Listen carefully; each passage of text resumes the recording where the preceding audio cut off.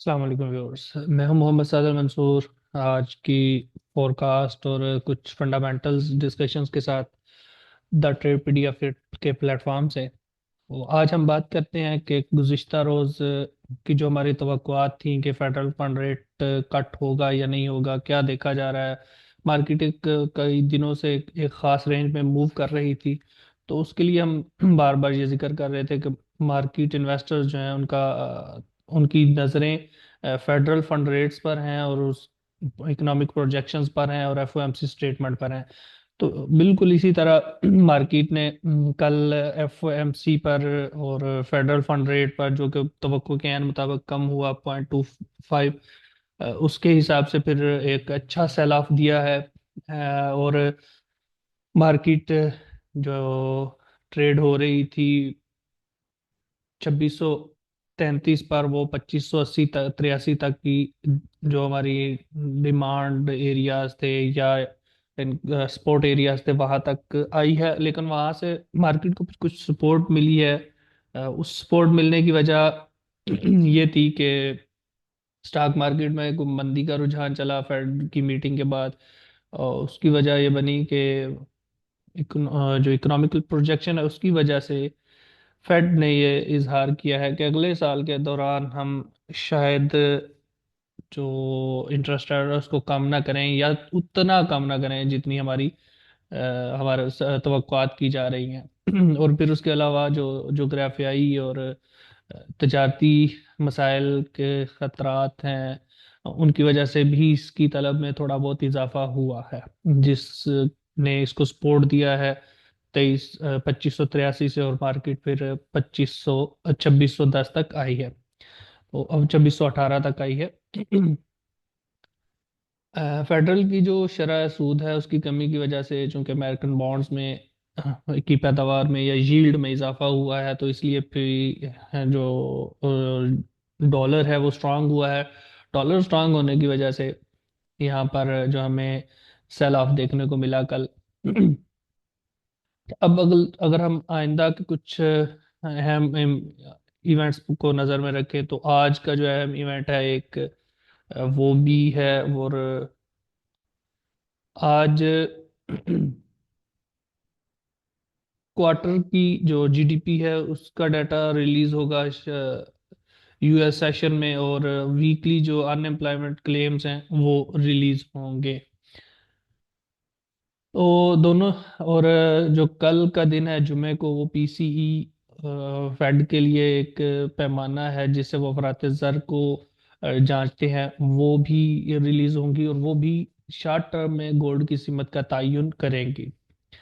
आज के जो जीडीपी रिपोर्ट है और जॉब अनएम्प्लॉयमेंट क्लेम्स हैं वो भी जो इम्पोर्टेंट होंगे आज की।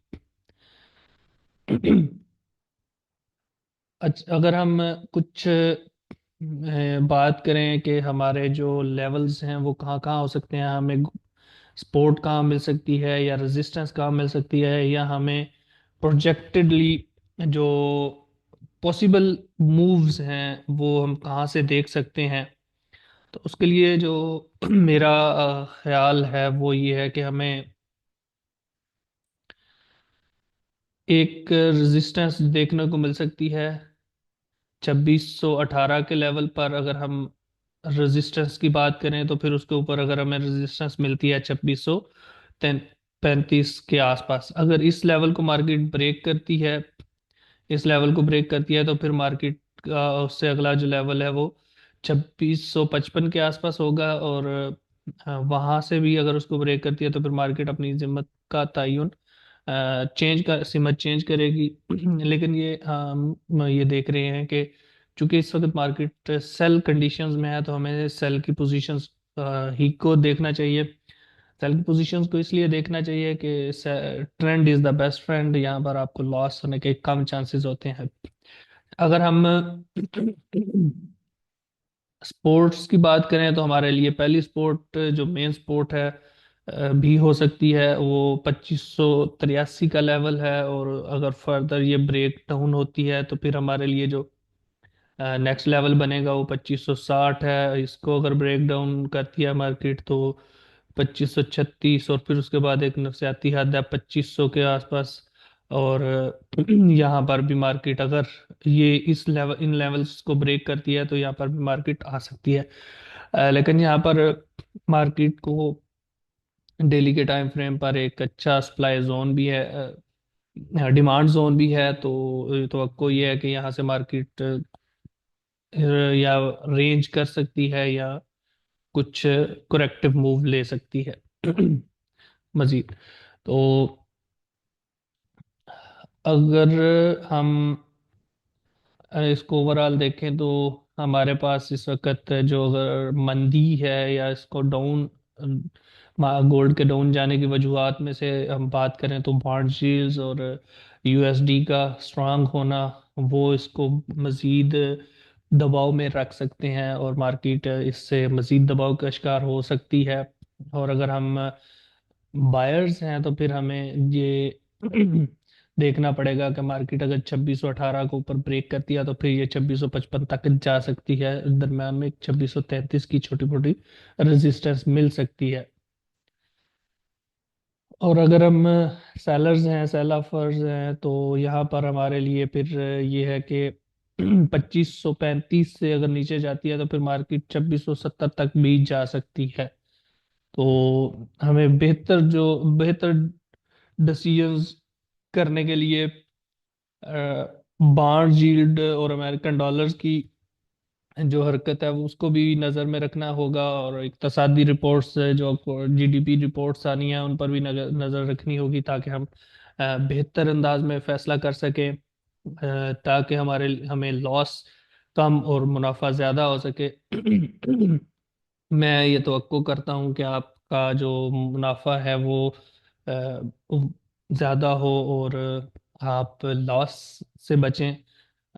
जब भी ट्रेड करें ये बात याद रखें कि विदाउट कंफर्मेशन या आपके जो सिग्नल्स हैं या जो आपका असूल है, जो आपने कुछ असूल तय कर रखे हैं, उन असूलों से हट कर कभी ट्रेड ना करें। मार्केट में रिस्क लेना ज़रूरी होता है, चाहे आप किसी भी सूरत में रिस्क ले रहे हैं, लेकिन जब आप मार्केट आपके असूलों पर आ चुकी है, आपके लेवल्स पर आ चुकी है, और वो आपको सिग्नल क्रिएट कर रही है, सिग्नल क्रिएट से मुराद ये है कि आपके जो असूल है वो पूरे कर रही है, तो फिर आपको रिस्क लेना चाहिए।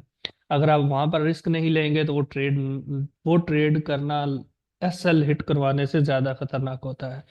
मैं तवक्को करता हूँ कि आपके लिए ये वीडियो भी फायदेमंद साबित होगी, और दुआ में याद रखिएगा। जाते जाते इस चैनल को सब्सक्राइब करना और कमेंट और लाइक करना ना भूलिएगा। अल्लाह हाफिज।